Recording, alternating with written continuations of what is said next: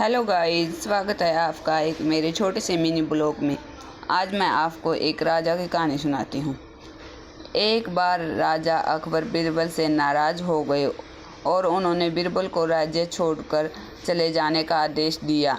बीरबल राज्य से लगे छोटे से गांव में एक किसान के घर रहने लगे। कुछ ही दिनों बाद अकबर बादशाह को बीरबल की याद आने लगी, मगर बीरबल कहाँ है वह नहीं जानते थे। उन्होंने बीरबल को ढूंढने का उपाय सूझा। उन्होंने सारे राज्य में घोषणा करवा दी, जो व्यक्ति आधी धूप आधी छाँव में बादशाह के सामने आएगा उसे 1000 सोने के सिक्के इनाम में दिए जाएंगे।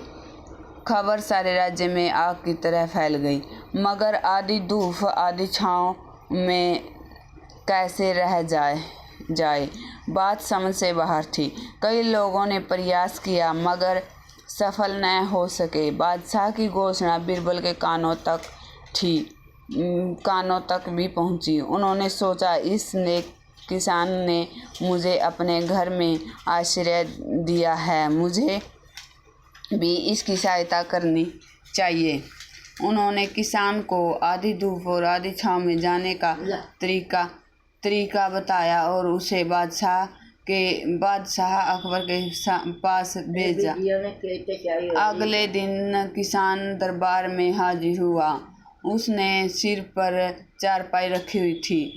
उसे देखते ही बादशाह अकबर हंस पड़े।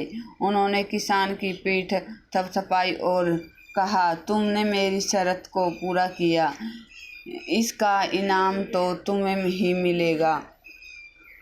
मगर मैं यह जानता हूँ कि यह उपाय तुम्हें किसी ने बताया है। यदि तुम मुझे उसके पास ले चलोगे तो मैं तुम्हें इसके अलावा 5 सोने के सिक्के और दूंगा। किसान बादशाह को अपनी झोपड़ी के पास ले आया। आवाज़ सुनकर बीरबल बाहर आए तो सामने बादशाह अकबर को खड़ा पाया। बादशाह ने बीरबल को गले से लगा लिया और कहा, चलो बीरबल, दरबार तुम्हारे बिना सुनना है। हम जानते थे हमारी शर्त तुम ही पूरी कर सकते हो, इसलिए हमने यह घोषणा करवाई थी। बीरबल ने मुस्कुराकर हामी भरी और अकबर बीरबल के सम्मान के साथ राज्य दरबार में वापस ले गए।